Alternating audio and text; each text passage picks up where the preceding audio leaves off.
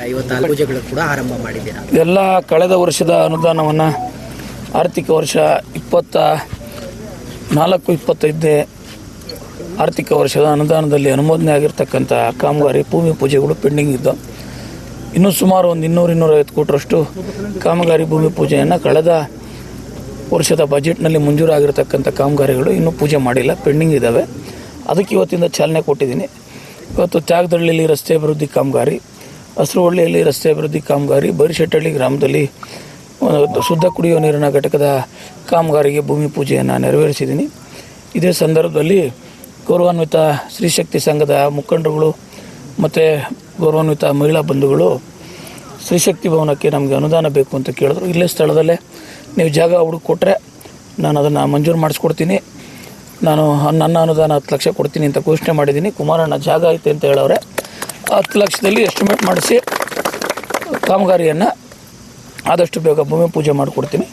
ಆ 10 ಲಕ್ಷದ ಅನುದಾನದ ಕಾಮಗಾರಿಯನ್ನು ನಮ್ಮ ಮುಖಂಡರು ಕಾರ್ಯಕರ್ತರಿಗೆ ನಾನು ಕಾಮಗಾರಿಯನ್ನು ಮಾಡಲಿಕ್ಕೆ ಹೇಳ್ತೀನಿ.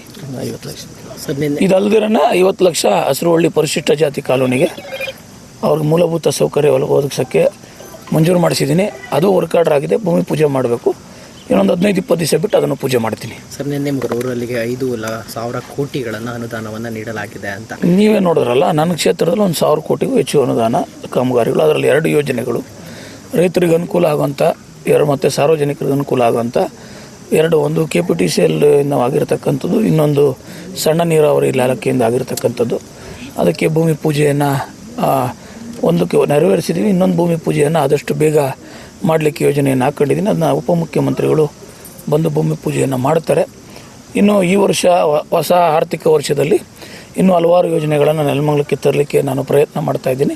ಹಂತವಾಗಿ ಈ ಕ್ಷೇತ್ರದ ಜನರ ಬಯಕೆ ಬೇಡಿಕೆ ಏನಿತ್ತು ಅದಕ್ಕೆ ಪ್ರಾಮಾಣಿಕವಾಗಿ ಸ್ಪಂದಿಸ್ತಕ್ಕಂಥ ಕೆಲಸನ ಮಾಡ್ತೀನಿ. ಸರ್, ಶಿವಗಂಗೆ ಜಿಲ್ಲಾ ಉಸ್ತುವಾರಿಗಳ ಮಂತ್ರಿಗಳ ಅಧ್ಯಕ್ಷತೆಯಲ್ಲಿ ನಾನು, ಶರತ್ ಬಚ್ಚೇಗೌಡರು, MLC ರವಿ ಅಣ್ಣವರು ಚರ್ಚೆ ಮಾಡಿ ನನ್ನ ಕ್ಷೇತ್ರಕ್ಕೆ ಸಂಬಂಧಪಟ್ಟಂತೆ ಏನೆಲ್ಲ ಕೇಳ್ಬೋದು ಅಂತೇಳಿ ನಾನೇ ನನ್ನ ಶಿವಗಂಗೆ ಬೆಟ್ಟದ ಅಭಿವೃದ್ಧಿ ಪ್ರಾಧಿಕಾರ, ಮಣ್ಣೆಕೆರೆಗೆ ಎತ್ತಿನೊಳೆ ನೀರು ತುಂಬಿಸ್ತಕ್ಕಂಥದ್ದು ಮತ್ತು ಒಳಚರಂಡಿ ವ್ಯವಸ್ಥೆಗೆ ಮುಂದಿನ ಸಚಿವ ಸಂಪುಟದಲ್ಲಿ ಅನುಮೋದನೆ ಕೊಡಬೇಕು ಅಂತಕ್ಕಂಥದ್ದು.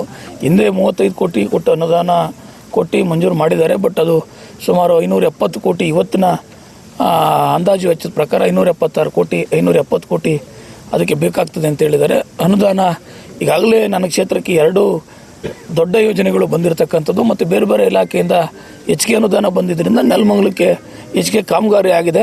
ಮುಂದಿನ ದಿನಗಳಲ್ಲಿ ಮಾಡಿಕೊಡೋಣ.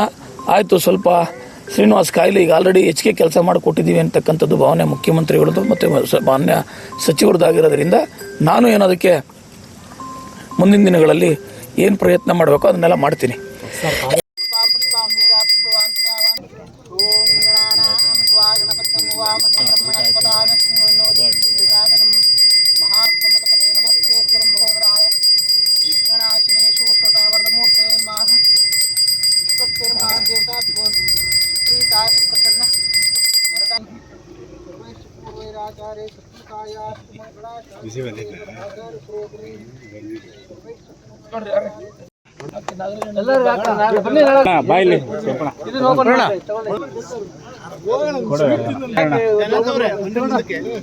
ಎಲ್ಲ ಟೇಸ್ಟ್ ಮಾಡ್ಬಿಡೋದು.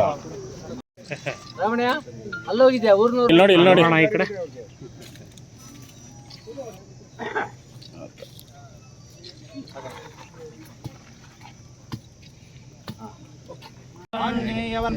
ಗೋವಿಂದ ಹರ ನಮಃ ಪಾರ್ವತಿ ಪತಯೇ.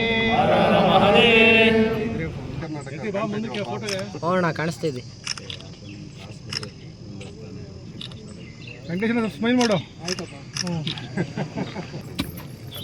ಓಂ ತದೇವ ಲಗ್ನಂ ತದನಂ ತದೇವ ತಾರಾಬಲಂ ಚಂದ್ರಬಲಂ ತದೇವ